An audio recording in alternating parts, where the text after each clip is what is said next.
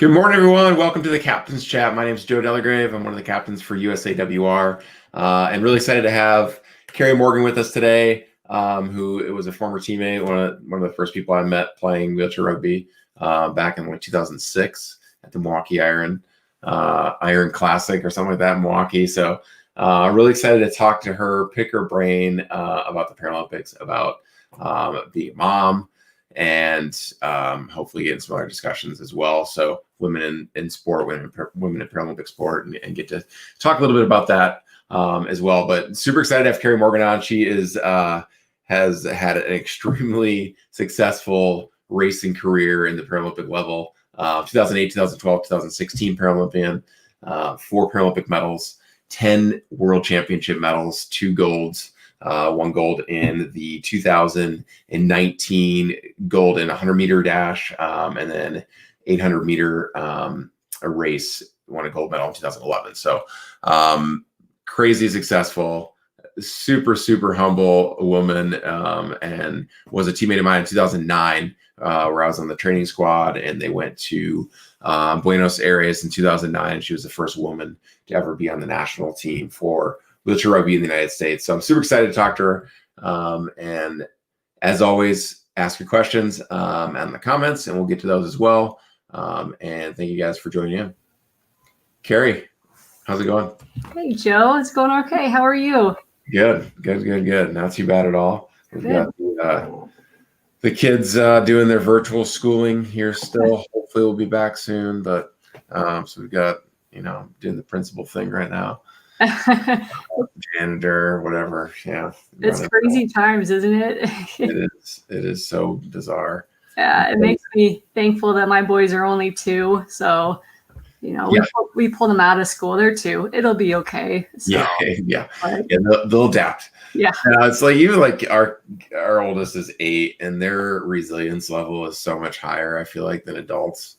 Like they're just kind of like, give me some food, some love, maybe a roof over the head, and I'm good to go. It'll be okay. Yeah.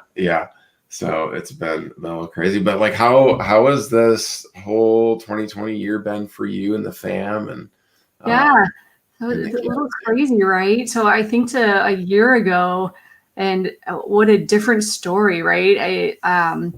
For rugby purposes, our St. Louis team had just joined with the Kansas City team, and we kind of became this super team, this Missouri rugby team. And we had just come off some pretty good tournaments in Houston, and we're getting ready for postseason. I had just completed World Championships in Dubai and just traveled back. Yeah. And so to think, right, like I haven't been on a plane, I think, since the end of January. I haven't been in my rugby chair except for the first time last night in a really long time. Okay. So things are different, but I think our family has been able to adapt. And I do, the really positive thing with COVID is that typically my travel schedule and my work schedule and competition schedule, I don't get in as much family time as I would like. And this has really given the opportunity to hang out with the family and work on things like potty training, which is super fun. But yeah, I mean, I think it's been sort of the gift of time, right? Which is kind of nice. Okay. So as a dad, what potty training technique are you guys going to use? Is it like the reward system? You doing stickers? You doing some candy? What are you guys doing? Yeah. So we read this book called "Oh Crap, Potty Training." I don't know, which is basically you just let them run around naked, and if they go, you point them to the potty. And that we tried that, and that didn't go so well. So now we're kind of back to the pull-ups and sort of more like doing a schedule sort of thing. So I think we might have gone a little too early, but we're like, well, we're home, let's give it a try. And so I think it might have backfired a little bit, but it's okay, we're working it out. Those are always interesting years for sure. I found it, I think I don't even remember that time now, but I think the boys were a little bit easier than our daughter was, but I don't know. Now they're terrible at aiming, and they literally that's their like number one chore is to clean the bathroom, because my wife gets completely mad about aiming, their aiming is a little off. Yeah, Yeah, I can see that. yeah, for sure. But no, like I think you're right. Like I think it's been kind of nice to be able to be at home. I was able to coach baseball and flag football for the boys, and that was new and kind of enjoyable. But man, yes, Chad, I would use candy for potty training. It's like, oh, Dad gets a piece of candy every time you pee. Exactly. Yeah, but like any crazy like quarantine goals pop up during this time, or like anything that you and Megan learned during this time, or what do you got? Yeah, so I think we explored a lot of alcoholic beverages during the time. You're like every other parent in America. Yeah, right. But I had fun. Megan's kind of a cook, so I am not. So I had fun sort of supporting her. We did lots of cooking at home and things like that. It was mostly spent just hanging out with the boys. We built a playground in the backyard. I started doing a bunch of hand cycling during COVID, and we would cycle as a family, which was pretty fun. So lots of walks and outside time. Do you have the boys in the carrier, or like what? Yeah. So it's good, right? Because it's sort of, Megan has a carrier attached to her bike, so it slows her down a bit. It gives me half a chance to sort of stay with them a little. So So for me in April, with her, let's load her down, put some weight on her. Yeah. What kind of hand cycle are you rolling? Yeah, so I have a top end Force RX, and I've used it, had it for several years, used it a lot for cross training. Yep. It's just nice. It's a different position. My body likes it a bit better than the racing chair position. I can imagine, yeah. And you work different muscles. And so just started doing a little bit more biking, which has been fun. Yeah, that's crazy. So is there any join Will Grew as like former wheelchair rugby players that are racing for Team USA, or what? I don't know. It looks like that's the trend, right? That's the thing to do. So actually, Will's been super supportive and has reached out to me. My track event in December ended up getting canceled off the final Paralympic schedule, and it's not something I totally anticipated. And so I've been sort of trying to regroup mentally about what's the next steps, and competition's been such a big part of my life. And I really sort of had a vision of how I sort of wanted to go out, which was hopefully going to be at Tokyo. But now that I don't have an event, I don't know, does it make sense to maybe explore another event, or is it okay maybe just to do some things recreationally and not full steam ahead? So still haven't made a big decision on that, but have enjoyed learning or getting to know another adaptive sport a little bit better in cycling, and just enjoy doing it right now. So we'll see if it leads somewhere or not. Yeah, let's talk about that a little bit. I mean, you had like the cancel culture that we're living in right now. That was like pre-COVID, and you like the background is you win gold at World Championships in 2019. So trending towards like, hey, maybe this is my swan song and I can go win gold in the Paralympics, which is like, if you're playing a video game, you've won literally everything except gold in the Paralympics. So like that's, like as an athlete, you want to check that box for sure. And then maybe, go enjoy the family after that. So when that happened, man, like explain, I'm sure there's a lot of emotions in it, but if you can maybe explain what that was like to kind of journey through. There's probably a lot of takeaways from that, but yeah. There had been talks after the last World Championships, and a year and a half prior to Tokyo, about potentially our event being removed. But when it ended up going to World Championships in 2019 and was pretty successful, I think a lot of us T52 sort of made an assumption that meant we were good. We were on the schedule for Tokyo. And this is a tough one, right? Because T52 track class is females that have, impaired trunk and impaired hand function. And statistically speaking, there's not a lot of us. So those numbers are always going to be lower than some of the other classes. And so, Okay.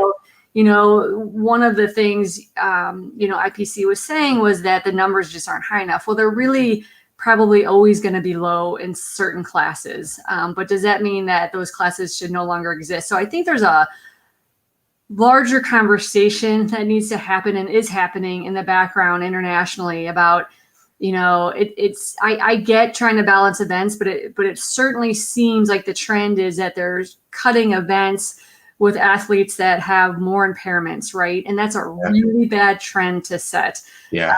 Because I think the whole idea and the great thing about the Paralympics, right, is it offers opportunities for all people with disabilities to the best extent that it can. And so if we start cutting classes like that, and then once you cut them out of competition like that, it is so hard to get them back. Right. So anyway, I think there's a much bigger impact and conversation that needs to that's happening.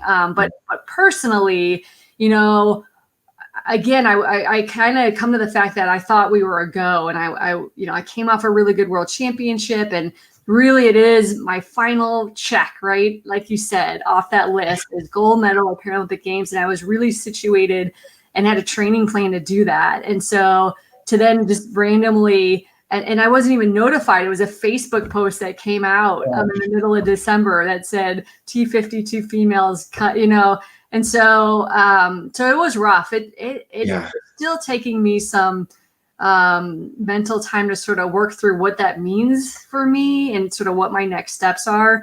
Again, not exactly the way that I envision it, but that happens, right? So then how do you regroup and what's the next step? And so I'm still working through those things, but that was a tough situation. Yeah, I can't imagine going through that and see it on Facebook. To have that just come across, I can't imagine. And I want to get more into some of those things that you brought up before that, some of the broader picture, international type things with women in the Paralympic movement.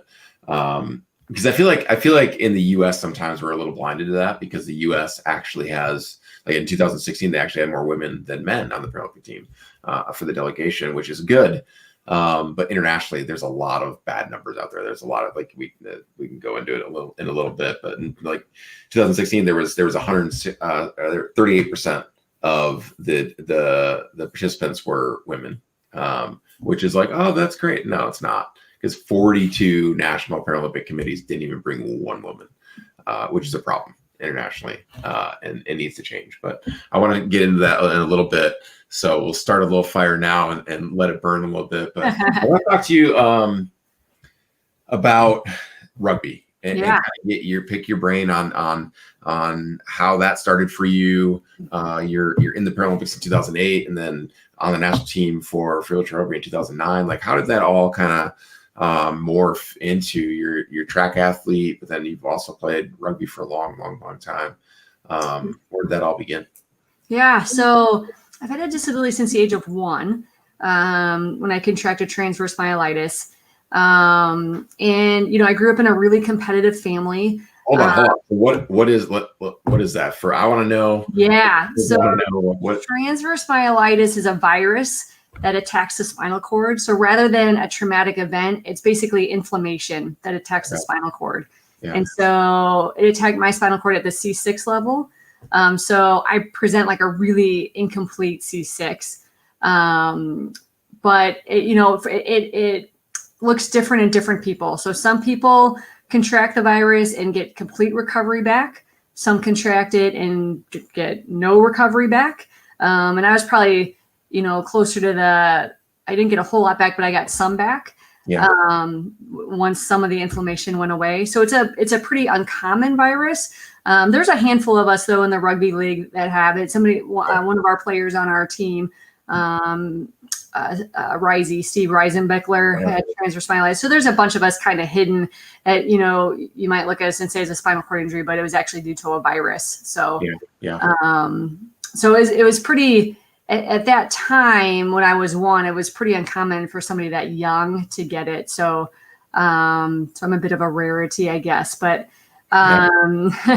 So, I grew up in a really supportive family that was really active, but really when I was growing up, there was not a whole lot of opportunities for adapted sports. So I didn't really find adapted sports until my mid-20s. When a friend of mine, Neil Hayden, he played for the St. Louis rugby team at that time. And he's like, hey, we need more players. Come out and play. And I was like, I thought that was for guys. And he's like, no, it is co-ed. Come on out. Yeah. And they put me in a chair that was way too big for me. I'm like, this is the greatest thing I think I've ever done. So, I started really recreationally, not realizing really where it could go. It was just kind of, this is a great way to move around and a great way to socialize with people. And so it started there. And then, we started to go to competitions, and I'm a really competitive person. Newbie, that was a really long time ago. He likes to point out I'm really old. So, leave it to Newbie. Newbie, you just made me lose my thought, man. So I started out really recreationally, but we started to go to competitions, and I saw other teams be really good. And at the time, our St. Louis team was really recreational. Yeah. And I just wanted to learn more. I wanted to get better. I wanted our team to get better. And so it was just kind of a journey of, getting around situations where we could learn from other people, and where I could personally learn from other people. And it just kind of went from there. I would say that I love competing in track, but I am passionate about rugby. There is just something about it. And so when I figured out that I like the sport, I was definitely all in and would do whatever it took. And, something somebody said to me early on was, and I've kind of watched this with some of the other athletes like Brian Kirkland, is it's really hard to train for rugby all year round, and cross training is really good. And if, something I needed to work on was my hand speed, and a good way to do that is racing. And so I would, in the summertime, I'd keep pushing my rugby chair, but I would also do wheelchair racing to try to work on different muscles and my hand speed. And so, it's funny how things work out. You don't plan them, but I guess some things just work because they're meant to be. But I actually tried out for the wheelchair rugby team in 2008, and that was my goal. I was on the 2007 development team and was really trying to strive to be on that 2008 team. And I ended up getting cut. And, somebody pointed out to me, you did a bunch of these track meets, and your times actually make you eligible to try out for the track team.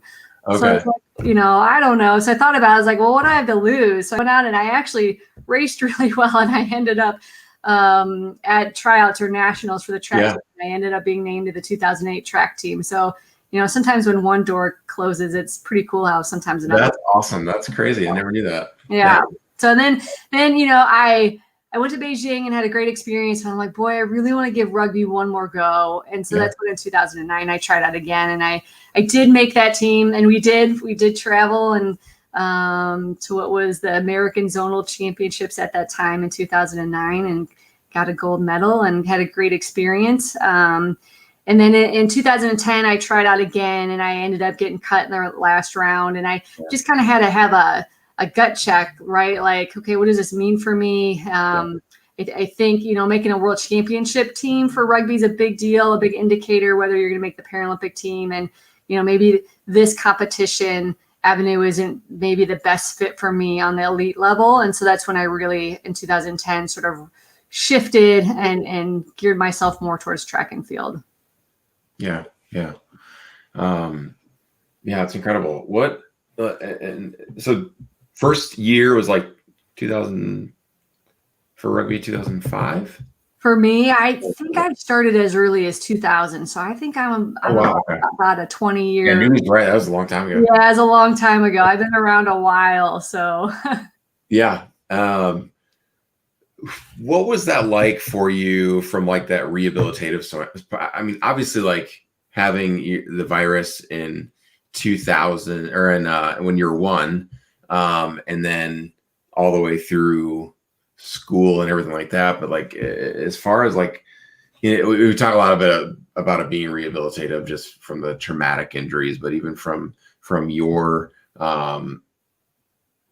injury or virus, whatever, when you got the inflammation.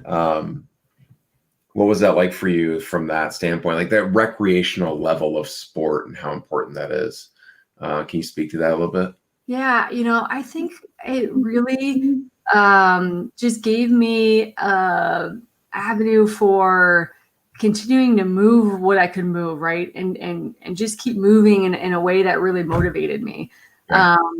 So, I for my professional job, I'm an occupational therapist and I work at the university. And I think one thing that keeps me in the sport, even though my shoulders are getting a little old and crusty, and is just the what I believe is the importance of the sport, of how we not only impact people and allowing them an opportunity to participate, but we actually change lives.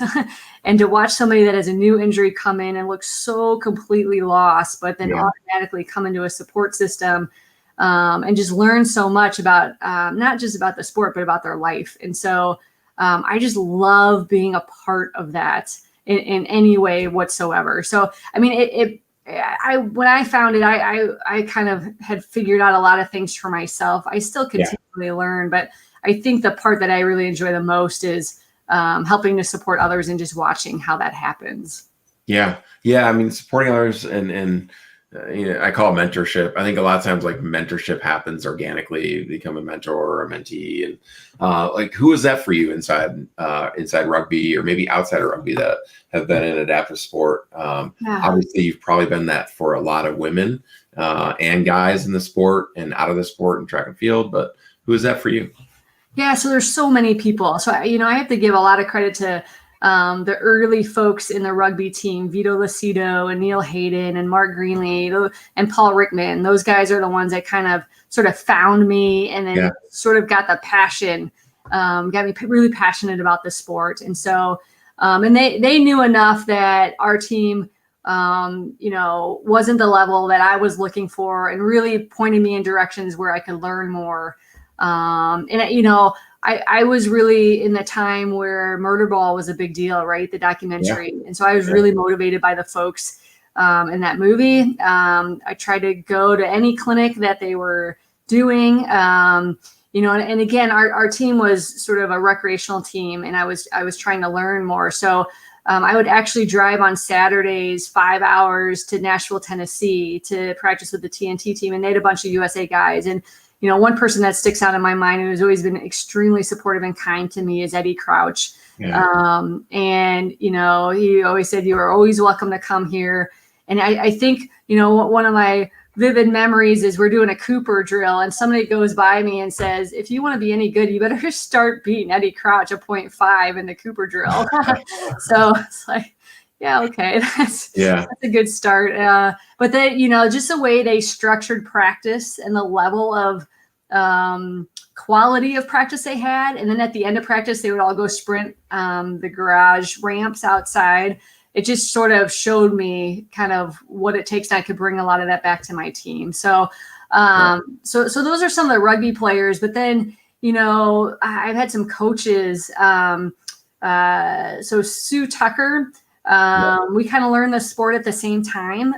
But she was kind of one that looked at me. I always felt like when I went out there, people were like, "Oh, you're good for a girl," but it wasn't like, "Oh, you're good." Right. And so, but she was kind of the first one that didn't do that. She was kind of like, you have some skills, but you got to work on some stuff. You got to clean this up. Like, and so she doesn't beat her on the bush. Right. No. So, but I appreciate that. She told me what I needed to work on, and, and kind of gave me a plan and ideas. And then I have a strength and training and track and field coach that really helped me work on a lot of my skills.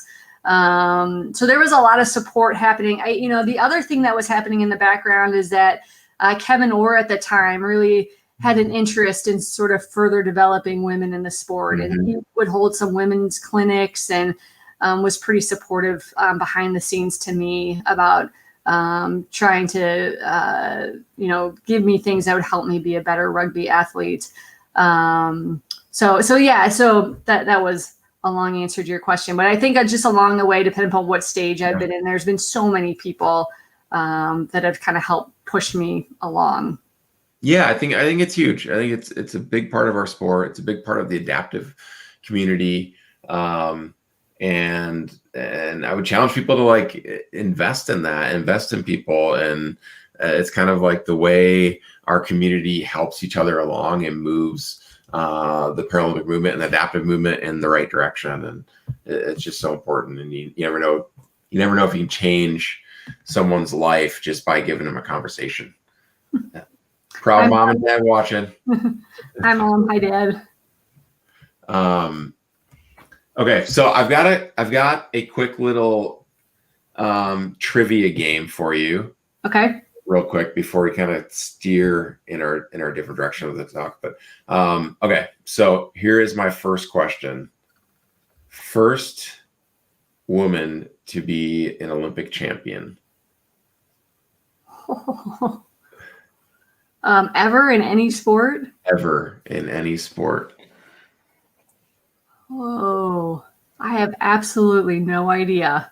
I have to tell you, Joe, I'm horrible at trivia. So don't take Kerri to the bar for trivia. No, definitely not. This could be rough, but that one I have no idea. I'm interested. Great Britain's Charlotte Cooper won gold in 1900 in Paris in the sport of tennis. Oh, all right. Yeah. So first American woman to be the Olympic champion. Was it how much after was it? Did it take us a while? I believe it was 1904. Okay, no clue. It might have been 1900. I'm not sure. But Margaret Abbott. Okay. She was a golfer. Okay. 47 in 9 holes and won. The funny thing about this is that she never knew she won because they were doing an event that they didn't even realize was part of the Olympics. She wasn't given a medal. She was given a porcelain bowl because that's what they were giving out. And never knew she was a champion. They actually made her an Olympic champion and gave her gave a medal after she died. So one of those things that was like kind of bittersweet. But Margaret Abbott was the first American woman. Okay. So next question. First Paralympic Games to be held. What year and what city? So, like when it was Stoke Mandeville? Not counting Stoke Mandeville. No. Not counting. First like official Paralympic Games. Was it Atlanta? Was it 96? No, way before that. Wait, okay. Yep. What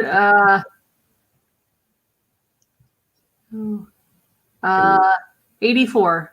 1960, actually. 1960. Really? And it was titled Paralympic? Yep. So Paralympic Games in Rome. And how many women?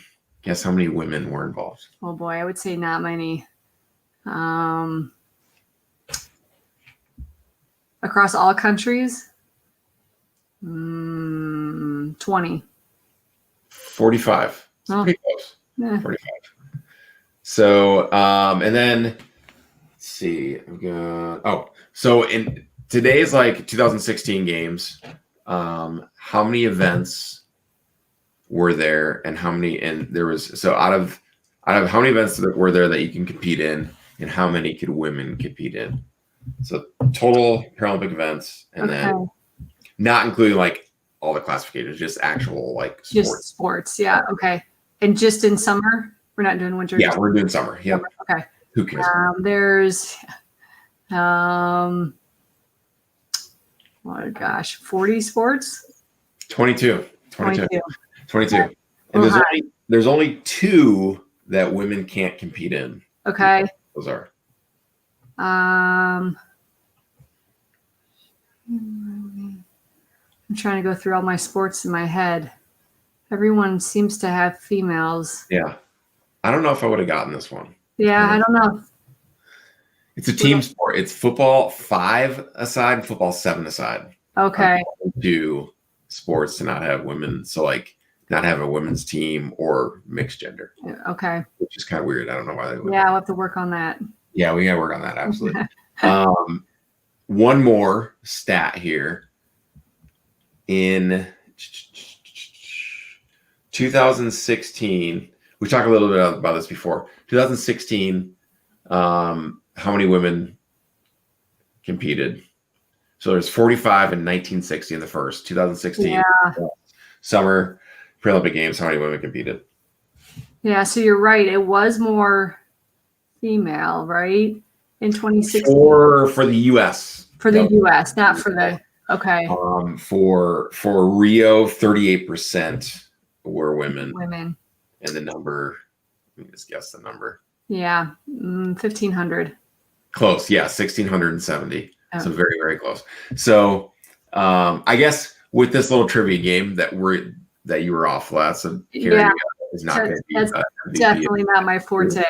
But I kind of want to set the table for just talking through women in our sport and the women in the Paralympic movement, maybe women in track and field, because that's one that obviously you've been a part of as well. But I guess the first question is like rugby specifically.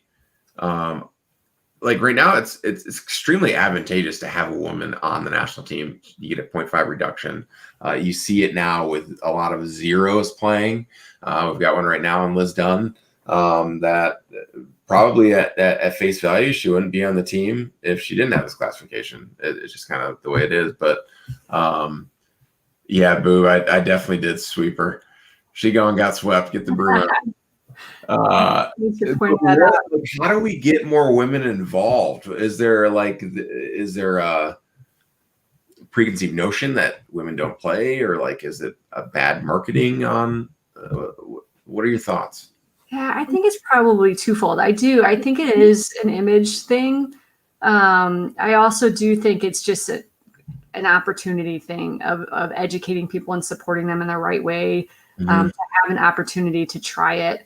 I think the sport in general, honestly, for over 20 years, trying to recruit new players onto our team, unless people actually get in a chair and really go out and experience it, we lose a lot of people. You tell them about it and they're like, I don't know about that. And there'll be a small percentage that are like, yeah, I'm in, rugby or chairs running into each other or, but more so is a case where, I don't know if people envision that, with a new disability that they can do that, or that's overwhelming to them or that. So I think just in general, I think we lose a lot of people. But then I think when you add women into the mix and then you're sort of portraying this, I don't know, masculine sport that potentially we're just not educating. And I don't know how much education women are even getting about it, because I still think a lot of people don't even realize that it's co-ed. So, right. So I think there's just a lot of challenges to A, just recruiting anybody, but B, also to make sure that we're recruiting or giving women just the same opportunity. And I kind of alluded to it earlier, right? The sport predominantly now it's evolving a little bit, but it's predominantly spinal cord injury. And when you talk about that, the numbers for females with spinal cord injury, it's 80% men, 20% female. So you're gonna have lower numbers anyway. But for the women that are out there that are eligible, are we actually educating them and giving them the right opportunity to try the sport? And I would say most of the time we're probably not. Yeah. I mean, that stat's extremely high, where it's the number of men compared to women that sustain spinal cord injury. It's basically men do more stupid stuff than women do, I think is what it comes down to. You said it, not me. Yeah, kind of like the question I had in our notes about, and I'm not sure how to ask it. It's super broad, but like, is adaptive sports set up for women to succeed? I know, like, when you're comparing Olympic to Paralympic, it probably looks better than it is. Just from your personal experience, what do you think about that? Like, set up for the success of women, or how can we do a better job? Yeah, I think some of it depends on the sport. And even in track and field, every year I look at the numbers when they announce the team of men versus women, and for years it's still pretty highly on male side than on the women's side. And so, and that's a sport I think that everybody knows, men and women have opportunities to do. So, so what is it that, we're not doing to really equally sort of promote it? I do think a lot of rugby is some of the image stuff and the fact, and just the education component of getting people to know what it is, and to get healthcare professionals to know what it is so that they can tell people. So, so I don't know. I do think that it is about getting people the right support and education so that if they want to try it, that they can. I think the other hard thing is timing, right? Some people are ready to try a sport right when they leave rehab and some aren't. And so is our touch point with people, I think it's got to be lots of touch points, right? Like it's got to be when they're in rehab, when they leave rehab, and then, we have all these great adapted sports clubs across the country. We have a great one here in St. Louis, DASA. But how do we then get people sort of handed off to DASA so that they can educate them about all the sports opportunities? It just seems like things are siloed, that we don't have a really good communication or handoff system to get people to the right place to support them. I've sort of lived this. It took me 20 whatever years to really figure out that there's a sport that I love, right? And so, and then, also with track, I tried track for the very first time, and I was in an awful track chair. I'm like, this is the worst thing ever. I'm not doing this. It took me 6 years to get back in one. So there's something there, right? That, and I'm an educated person with supports around me, but it still took me a long time. So, so I don't have an answer except to say that I think we have to just continue to ensure that we're,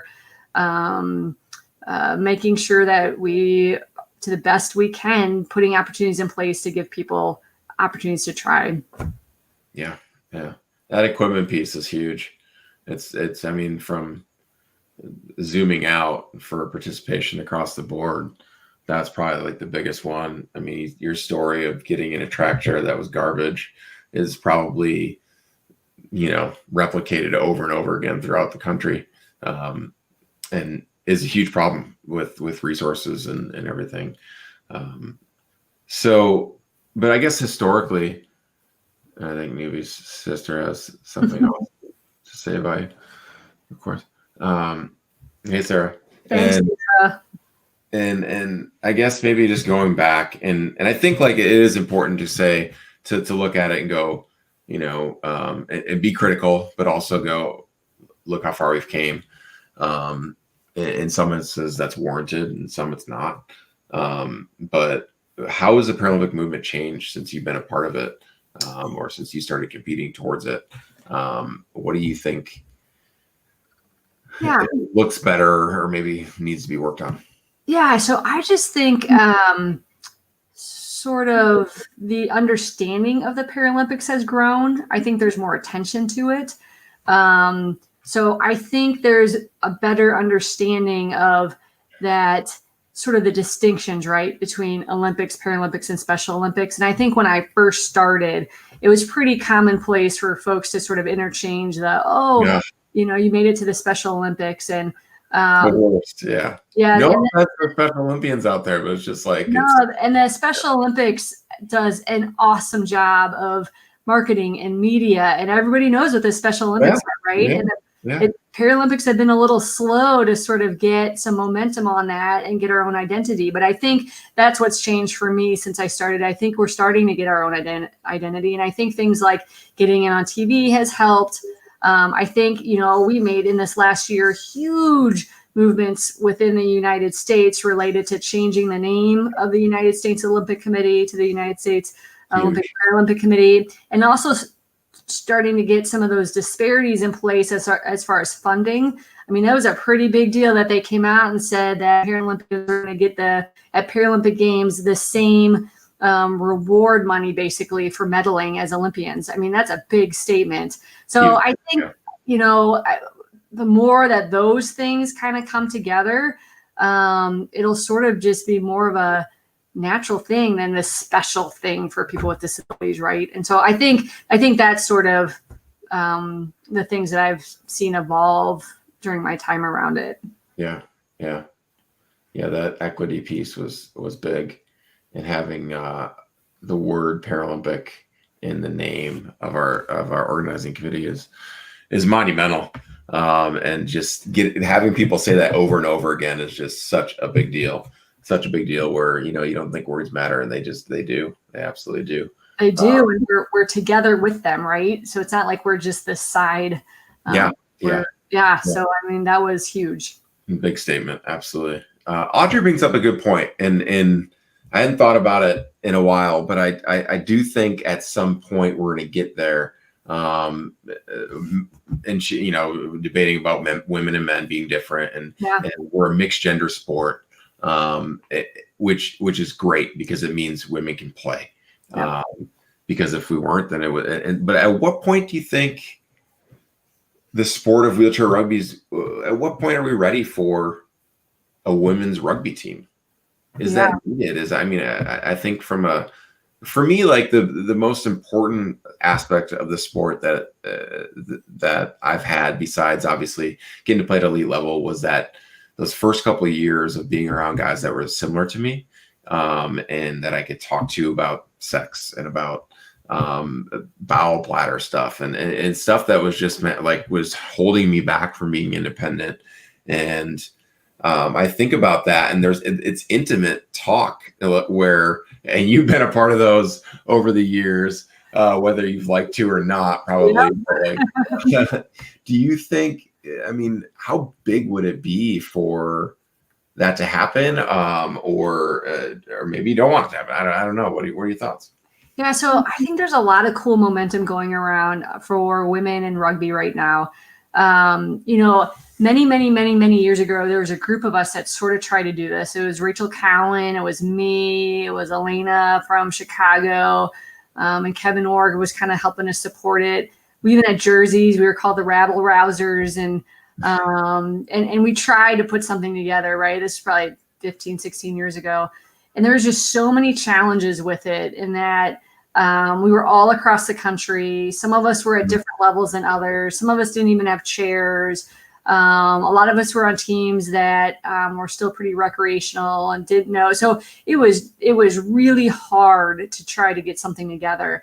I have to give a lot of recognition to Dr. Cunningham and University of Houston for putting some money behind looking at women in the sport and trying to put organized efforts together to bring women together and give them an opportunity to learn a sport. And Audrey makes a really good point about differences and, some of the coaching styles and learning things, it might need to be a little different, right? And so these camps at University of Houston has sort of given an opportunity for women to come together. And, Emily Shyrock has been a huge part of helping to mentor women through this.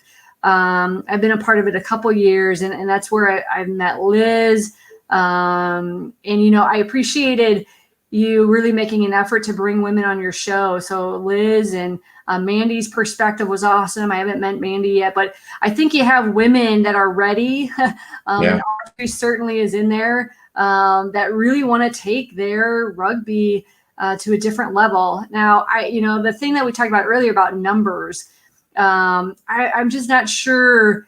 I think it'd be a long way off to where we could actually see a league. But what I could envision is that there's not only this momentum in the United States, it's across the country. There's many countries that have women that could put together a team. So, is it that we're playing recreationally within the U.S. to get better, but then we're putting together an international team to represent our country, and then we're traveling? I sort of see that potentially as kind of the next step for us. So, someday I would love to see a women's team that is representing our country internationally. But I think we're pretty far off from having our own women's league. And I don't know. Does it make sense? Does it not make sense? I think there's some pretty cool aspects about mixing it still on a recreational level. I do think it's hard on that elite top end level to give some really good women opportunities that just aren't going to get it on the U.S. level. So I don't know, but I do. This is a time where this is the most momentum I've ever seen for women in the sport, and it's the most women I've seen in the sport, and the most motivated I've seen women in the sport. So, and we have another one, Sarah Adam, on our team that I think could really do some pretty great things if she had the right opportunity. So I don't know. So there, for whatever it's worth. Those are my thoughts. Yeah. No, I love it. And I think there's, like you said, there's great momentum. Dr. Cunningham has been absolutely huge with that at the University of Houston. And so if you're a woman that's watching or that'll watch later, definitely reach out to him. I know once this whole COVID stuff goes away, that I'm sure they'll continue to have these the camps in the summer. And I know that there's a World Games for women going on for a while with wheelchair rugby, and hopefully at some point, I think it would just be monumental and super important from an emotional level, intimacy level, to be able to have women mentors mentoring women in the sport of rugby. It definitely wouldn't be better than that. But closing, I want to ask you a few questions, a little get to know Kerri Morgan, rapid fire wrap up here. The next thing about these, there's no wrong answers. So you can I was going to say, let's see if I can do better than trivia. Yeah, do better than the Ofer. Okay, so what kind of animal would you be and why? It's funny, we had this conversation the other night. I think what we ended up with, I would be an owl, because somebody said that they thought I was wise, so we'll go with that. I kind of said I'd be a skunk because I tend to go around and just stink up things and then continue to go, but we'll go with owl because that sounds a little bit better. That's way better than a skunk. So you said Megan, you and Megan, Megan's been cooking a lot. Yep. Supporting her along what does she cooks, you clean? Is that how it goes? Yeah, something like that. Yeah. What's during dinner, you guys talked about a bucket list? Like, what's on your bucket list right now? That's a good question. I just think with all this COVID thing, just things and discussions have sort of shifted. I think our next big thing is hopefully to do a ski trip in the winter time. So yeah, so we're big ski people, and we haven't been able to do it the last couple of years, and so it's not really a huge bucket list item. I think our bucket list is to go back to Europe, which I don't know when that will happen with COVID. So we'll just go with what's attainable, which is hopefully a ski trip to Colorado in the spring. Man, it sounds like hand cycling 2021, skiing 2022, and then you're back in Europe for 2024. It's there you go. It's all planned, right? Yeah. Speaking of going places, if you can go anywhere in the world right now, where would it be? You guys talked about the Europe trip. Like, where in Europe would you want to go? So I've never been to Italy. So I've traveled a bunch around Europe. And I think that's one of the really cool things about traveling so long competitively is I've gone to some really cool places that I would have never gone to. Right. The downside of that, right, is I'm usually there for competition and it's kind of in and out. So I either see a gym or a track. But so a new place I would love to go is Italy because I've never been. A place I would love to go back to, which is probably one of my favorite places I've gone to for competition, is Christchurch, New Zealand. And I just didn't get to go around the rest of New Zealand and maybe come over to Australia. I would love to do that trip again. Definitely one of my favorite places. Absolutely. I love that. What is one of your weird quirks? I don't know if it's a quirk, but people make fun of me. I don't, I'm not a very good cook. I'm obviously not good at trivia, but I can gleek really well. Do you know what gleeking is? I know what gleeking is. I haven't heard gleek since I was in middle school. Yeah. But you can gleek really well. I can gleek really, like almost across the room gleek. So do you do this? Do you do this during meetings and stuff? I mean, I don't tend to do it unless somebody asks for a demonstration, but it's there if it's needed. So I think, my brother and I used to have dumb competitions, and that was one. And that was one that I could actually beat him at, was gleeking. So for whatever it's worth. Yeah. Next time we get together, we'll have to see who can gleek on newbie the best. Yeah, that sounds good. That's awesome. That's fantastic. What is your favorite movie? So probably one of them is Rudy. I'm just a big sports fan, and my family loves Notre Dame football, so so Rudy's probably up there. And I just like a good story where the underdog sort of makes it at the end, right? So I can get behind that. I love underdog cheesy sports movies. Like Cool Runnings is one of my favorite. Yeah. Describe yourself in 3 words. Let's see. Determined, quirky, and small but mighty. That's more than 1 word though. That's perfect. Awesome. All right. Let me get one more. What book are you reading right now? So I just finished a heavy book. So I'm a researcher by day, and we're really trying to look at this diversity, equity, inclusion topic and really look at how it's impacting how we do research. So I read this book called Medical Apartheid, which is really heavy about how we've treated people of color throughout research, and it's pretty rough. So I could only read a little bit of it at a time, but it definitely sort of changed my perspective on things. So now probably read about when slaves are being used as medical research, and yeah, that's pretty horrible stuff. And I need to find something a little bit lighter now. But that's deep. And, thank you for that. I mean, gosh, I'm sure you guys are going to find out some good stuff and put some good stuff in place. But my goodness. Well, geez, way to get heavy on us at the end here. But no, that's awesome work. I'm sure it's challenging, but kind of nice to go through, to be able to do stuff that matters and do work that matters. But and I think it's good, healthy conversations to have, and I think books like that sort of help promote conversation. So yep, absolutely. Real quick, couple wrap up things. What is your favorite moment in rugby? I have a lot, but the one that sort of sticks out is 2008 Tryouts, and I flipped Mark Zupan over, and so that one ranks up there because it was the first time, right? I'm the first woman invited to a tryout, and I go out there, and I can already sort of tell the stigma that's sort of attached. And in our first set, and it just so happened my chair was kind of in the right spot, right? So it wasn't anything that I did that was miraculous. But I feel good. But I think it's like, I'm here to play too. So that's definitely up there. Yeah, that's great. Real quick too, you talked about one of your traits being small and mighty, which you certainly are. What are your tips for athletes wanting to get better? Maybe a woman that's coming in, that's competing in a man's world. What are your tips for her?